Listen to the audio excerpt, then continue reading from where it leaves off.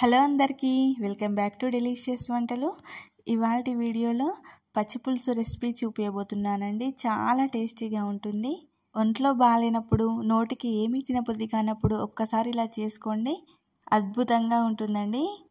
10 మినిట్స్లో క్విక్గా చేసుకోవచ్చండి. ముందుగా ఒక బౌల్ తీసుకొని ఒక మీడియం సైజ్ నిమ్మకాయ సైజ్ అంతా చింతపండు తీసుకొని అందులోకి వాటర్ పోసేసి ఒక 10 మినిట్స్ నానబెట్టుకోండి. త్వరగా నానాలంటే ఒక వేడి వాటర్ వేసుకున్నా పర్వాలేదండి. ఇప్పుడు ఒక ప్యాన్ పెట్టుకొని ఒక 4-5 ఎండుమిర్చీలు, ఒక 2 పచ్చిమిర్చీలు వేసుకొని ఫ్రై చేయండి. ఎండుమిర్చిని నిప్పుల మీద కూడా కాల్చుకోవచ్చండి, కానీ బాగా కూటొస్తుంది, అందుకే ఫ్రై చేస్తున్నాను. అలా ఫ్రై చేసిన పచ్చిమిర్చి, ఎండుమిర్చిని ఇలా తుంచి ఒక బౌల్లోకి వేసుకోండి.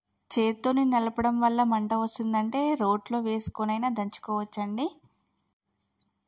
చూడండి, ఇలా మొత్తం అన్నీ చిన్న ముక్కలుగా కట్ చేసుకొని మొత్తం అంతా ఒకసారి ఇలా చేత్తోని పిసుకోవాలండి.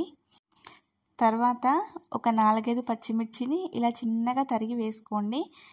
తర్వాత ఒక పెద్ద ఉల్లిపాయని ఇలా చిన్న ముక్కలుగా కట్ చేసుకొని వేసుకోండి.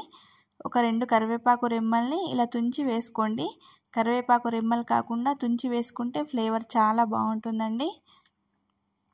వేసిన తర్వాత మొత్తం అంతా ఒకసారి కలుపుకోవాలండి. ఒక 1 to 2 మినిట్స్ పాటు మంచిగా కలుపుకోండి. కలుపుకున్న తర్వాత ఇప్పుడు ఒక 1.5 టీ స్పూన్ రాక్ సాల్ట్ వేస్తున్నానండి. రాక్ సాల్ట్ అంటే దొడ్డుప్పు, రాళ్ళ ఉప్పు అంటారండి. రాళ్ళ ఉప్పు వేయడం వల్ల పచ్చిపులుసు చాలా టేస్టీగా ఉంటుంది. రాక్ సాల్ట్ వేసిన తర్వాత మొత్తం అంతా ఒకసారి బాగా పిసకాలండి.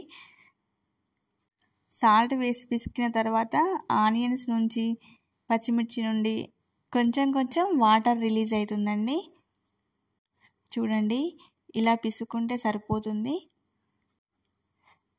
ఇలా పిసికిన తర్వాత ఒక గుప్పెడు కొత్తిమీర వేసుకోండి, కాడలతో సహా వేసుకోండి. వేసుకున్న తర్వాత మళ్ళీ ఒకసారి మొత్తం అంతా ఒకసారి ఇలా కలుపుకోండి. తర్వాత చింతపండు నానిన తర్వాత అందులో నుంచి చిక్కటి చింతపండు గుజ్జును తీసుకోండి. ఇప్పుడు చేతు అడ్డం పెట్టుకొని ఓన్లీ చింతపండు రసాన్ని వేసుకోండి. చిక్కటి రసాన్ని వేసిన తర్వాత అందులోకి మళ్ళీ కొంచెం వాటర్ యాడ్ చేసుకొని పులుపుని అడ్జస్ట్ చేసుకుంటూ వాటర్ యాడ్ చేసుకోండి.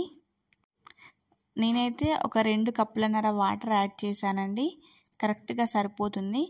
ఇప్పుడు ఉల్లి మిశ్రమం మొత్తం చింతపండు రసానికి పట్టేలాగా ఒకసారి బాగా కలుపుకోవాలండి.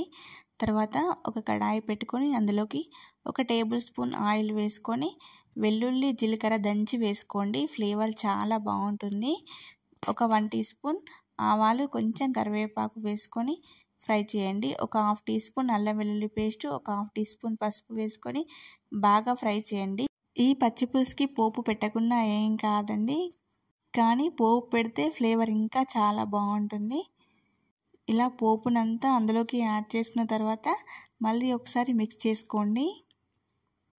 నచ్చితే ఒక చిన్న బెల్లం ముక్క యాడ్ చేసుకోండి. తెలంగాణ సైడ్ అయితే బెల్లం ముక్క యాడ్ చేయరు. పుల్ల పుల్లగా కారకారంగానే చాలా బాగుంటుందండి. అంతే, పచ్చిపులుసు రెడీ. చాలా చాలా బాగుంటుంది, తప్పకుండా నచ్చుతుందండి. ఈ పద్ధతిలో ట్రై చేసి చూడండి ఒకసారి. వేడి వేడి అన్నంలోకి ఈ పచ్చిపులుసు వేసుకొని తింటే చాలా బాగుంటుంది.